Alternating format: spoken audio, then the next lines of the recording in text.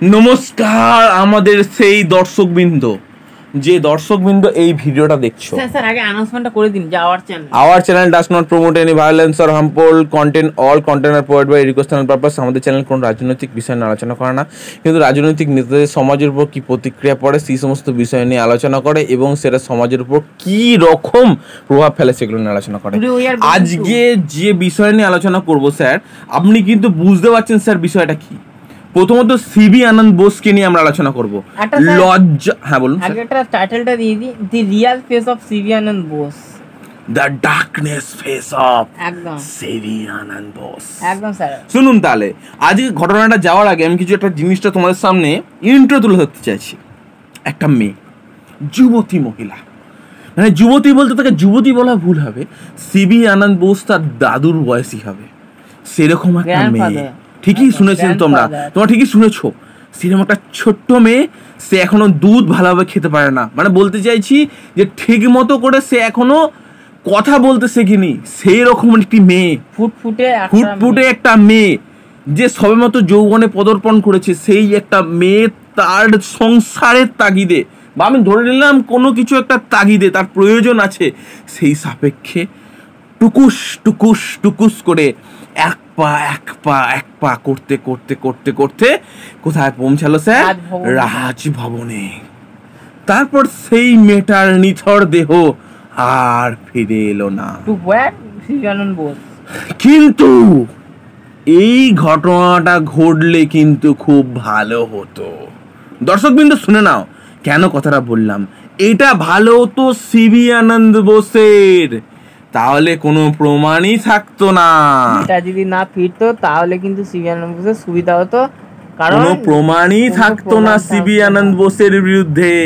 কিন্তু এই ঘটনা ঘটলো না। সিবি আনন্দ বোস ভাবতে পারেনি এর বিপরীতটাই ঘটবে, অর্থাৎ সেই মেয়েটা ঘর থেকে পালিয়ে আসবে। সে ছুটতে ছুটতে ছুটতে ছুটতে বাইরে বেরিয়ে এসে কাঁদতে থাকে, চিৎকার করতে থাকে যে আমাকে মানহানি করা হয়েছে। তার শরীর সে কাঁপতে থাকে, তার জ্বর চলে আসে সেই মুহূর্তে।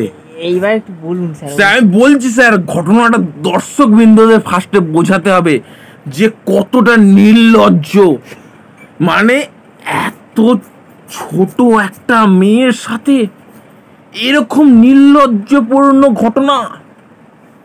সেই ঘটনার বিবরণটা দর্শকবৃন্দদের সামনে না দিলে সেই ভয়ঙ্করত্ব জিনিসটা তুলব কি করে স্যার? মানে সেটা সম্পূর্ণরূপে নির্বাচন করেছে বিজেপি দলের নেতারা রাজ্যপালকে। আজকে যখন আমাদের অভিষেক ব্যানার্জি ডাইরেক্টলি সবার জনসমক্ষে বলছেন যে এটা লজ্জা লাগা দরকার, সিম্পল।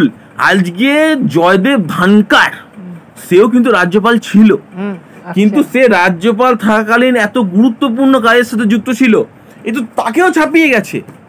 মানে বলতে চাইছি এতটা খারাপ কাজ, মানে একটা দাদুর বয়সী হয়ে একটা নাতনি বয়সী মেয়ের সাথে এরকম ঘটনা ঘটাবে এই পশ্চিমবঙ্গে কোনোদিনও কেউ ভাবতে পারেনি।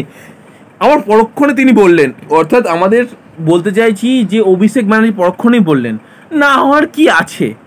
যারা সন্দেশ খালি মে মা বহনों के साथ जो बदतमीजी हुआ है, এই কথাটা বলার পর, বা দুর্নীতিগ্রস্ত নেতাদের সাথে গলায় গলা মিলিয়ে, অর্থাৎ আগের দিন বলছে যে এ সব থেকে দুর্নীতিগ্রস্ত নেতা, তারপরে একে গলায় জড়িয়ে এ প্রচারে বেরোচ্ছে বিজেপির হয়ে, সেখানে এর থেকে ভয়ঙ্কর কিছু ঘটবে সেটা সবাই জানে। এরপর কথা সন্দেশখালিতে, এই সন্দেশখালি মে যে ঘটনাটা ঘটছিল, যে যার মাধ্যমে এতটা নিচে কোনো রাজনৈতিক দল নামতে পারে, সেটা আমাদের ডাইরেক্টলি অভিষেক ব্যানার্জি বলছে এতটা নিচে নামতে পারে কেউ কোনোদিনও ভাবতে পারেনি। সন্দেশখালি ঘটনাটা কি হলো, সম্পূর্ণরূপে সামনে এলো।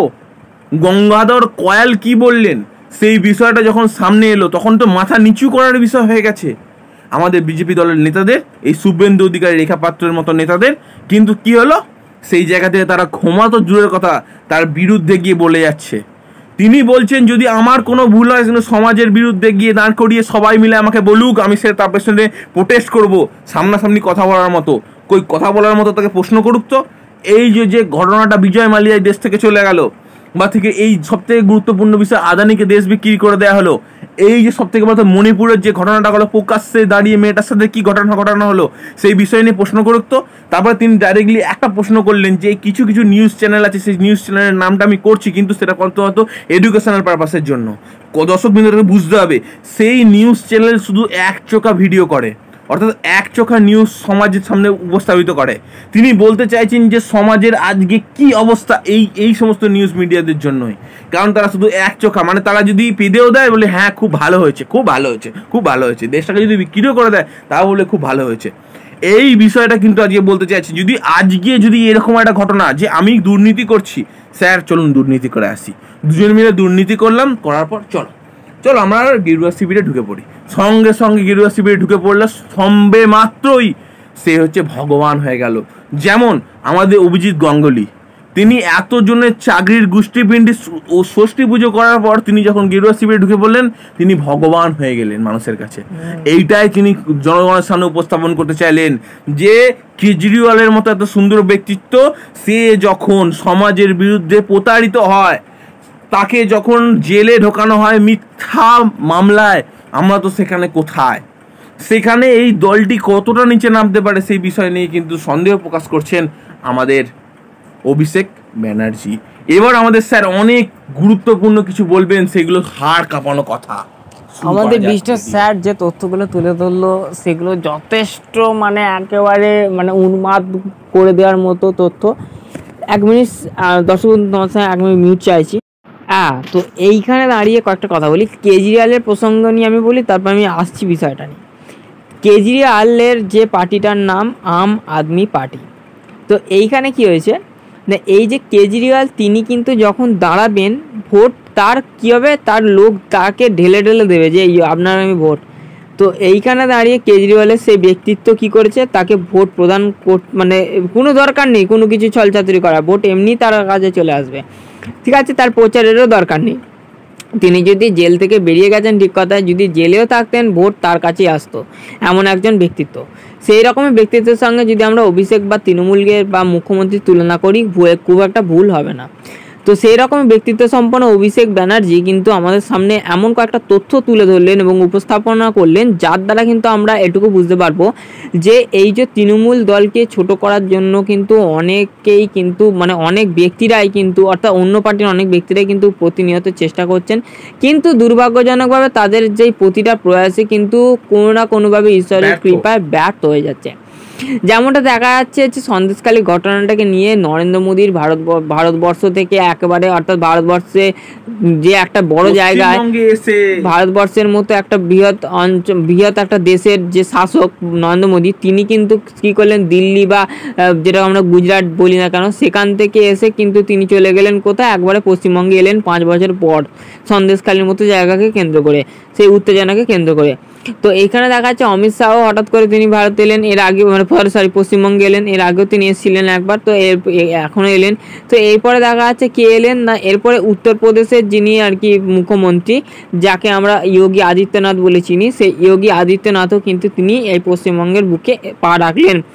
तो এইখানে প্রত্যেক তিনজনের একটাই কথা ছিল সন্দেশ খালি में माँ बहन के साथ जो हुआ है वो মানে एक কি বলবো सेमफुल घटना है। একটা কথা বলি इसके लिए এই জায়গা থেকে মণিপুর में जो घटना घटा थी वो কি सेमफुल नहीं थी, অবশ্যই এনজয়স তো তো এখানে আমি একটা কথা বলে রাখি যে সন্দেশ খালি में সন্দেশ খালি का जो সুর করে বলুন স্যার, সন্দেশ খালি में স্যার সব হবে দাঁড়ান।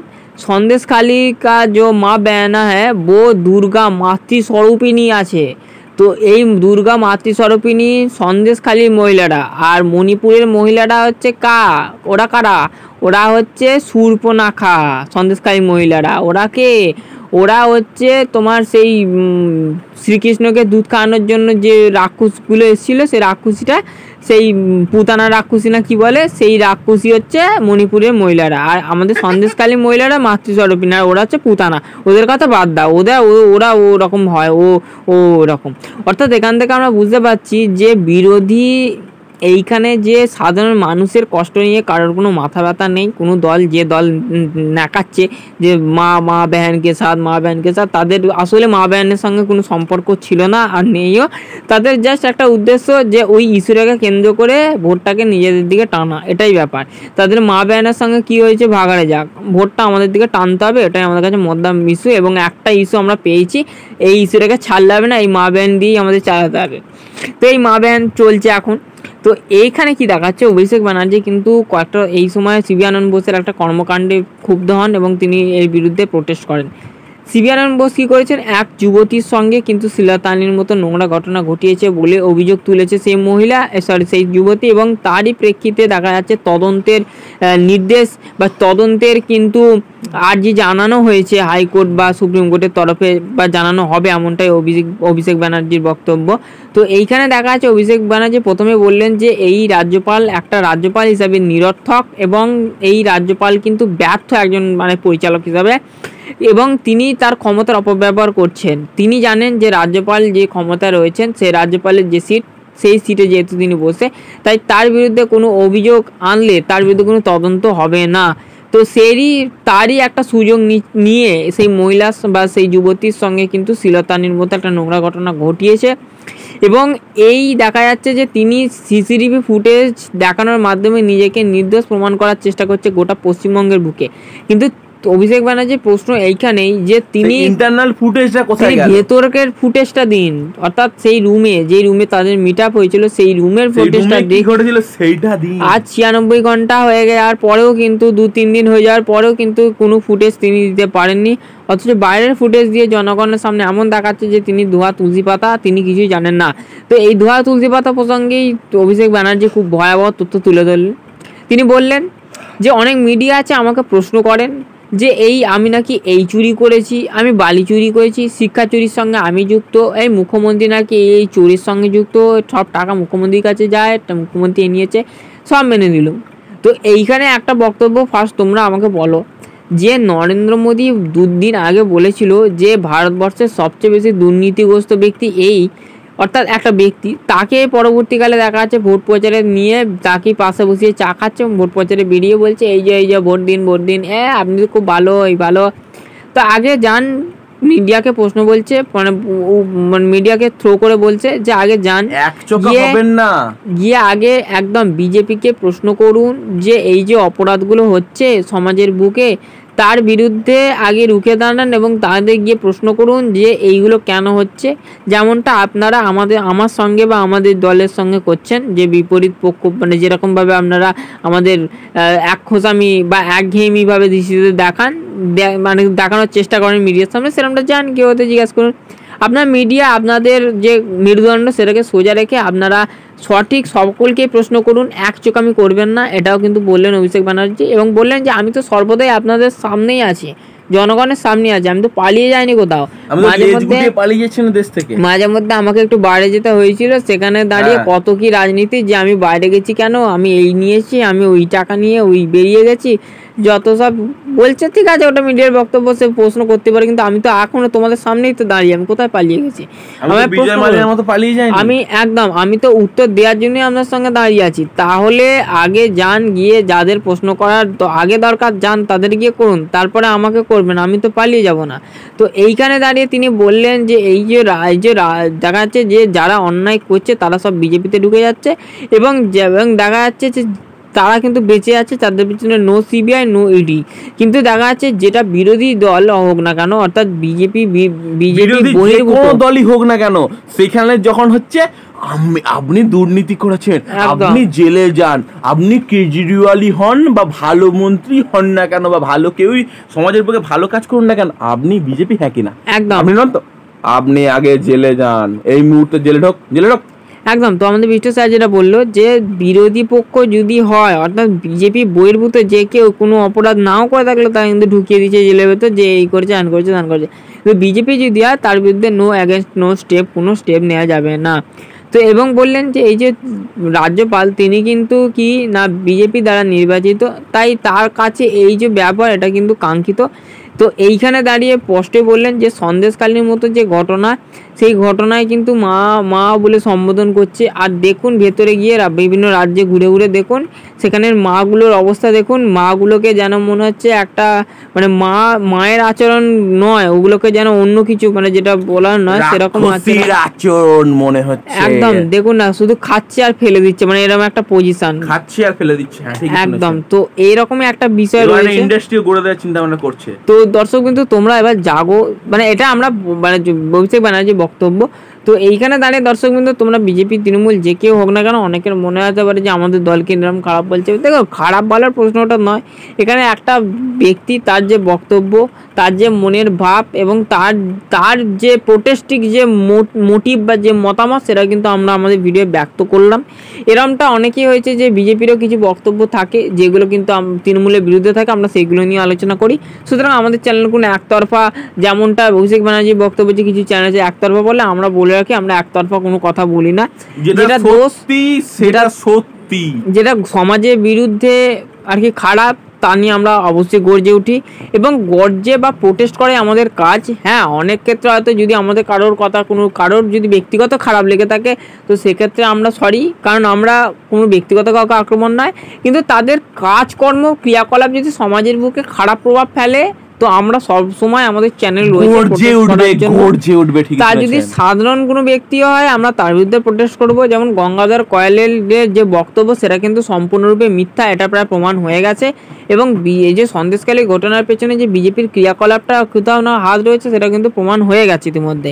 তো যাই হোক, এরপরে যদি বিজেপির কোনো বক্তব্য থাকে যে না, তাহলে সেটা প্রমাণ করুক তৎক্ষণ। তাহলে প্রমাণ যদি করে, তাহলে আমরা আবার ঘুরিয়ে ভিডিওতে বলবো যে না, এই ভিডিওটা সম্পূর্ণ মিথ্যা, বিজেপি প্রমাণ দিয়ে দিয়েছে। তো স্টিল এখনো প্রমাণ দিতে পারেনি এবং ভিডিওটা যে এআই জেনারেটেড নয়, সেটাও কিন্তু কোথাও না কোথাও প্রুফ হয়ে গেছে। সুতরাং এ নিয়ে আর কোনো সন্দেহ নেই। এবং গঙ্গাধর কয়াল যেহেতু একবার পরিবর্তন করে দিয়েছে যে না, আমি এটা বলিনি, আর যদি হাজারও বলে যে হ্যাঁ আমি ওটা বলেছি, ওটা আমি ইচ্ছাকৃত বলেছি, তাহলে উনি এতবার আগে কেন বলেনি বা এত ঘুরিয়ে দিচ্ছেন কেন, সে নিয়েও কিন্তু প্রশ্ন উঠবে এবং সমস্ত দায় কিন্তু বিজেপি যাবে। অর্থাৎ আর কোনো উপায় নেই। সন্দেশখালী ঘটনাটায় দেখা যাচ্ছে যে মহিলাদের সঙ্গে যে ঘটনাটা, ওটা কিন্তু কোথাও চক্রান্ত। কিন্তু হ্যাঁ, এই যে জমি দখল থেকে এগুলো কিন্তু সত্যি হলেও ধর্ষণের যে অভিযোগ, সেটা কিন্তু নাকচ করে দেওয়ার ক্ষমতা রাখে ইন্ডাস্ট্রি করে দেওয়ার যে বিষয়টা, কিন্তু সেটা কিন্তু অত্যন্ত গুরুত্বপূর্ণ, সেটা বুঝতে হবে কেন দর্শক। তাহলে স্যার অনেকক্ষণ ধরে অনেক কিছু বলে ফেলেছেন, আমি জানি না কতক্ষণ পর্যন্ত তোমরা দেখছো। লাস্টে যদি দেখো একটা খরগোশ আর একটা ভালোবাসার চিহ্ন দিয়ে আমাদের জয় নিযুক্ত করুন। ধন্যবাদ।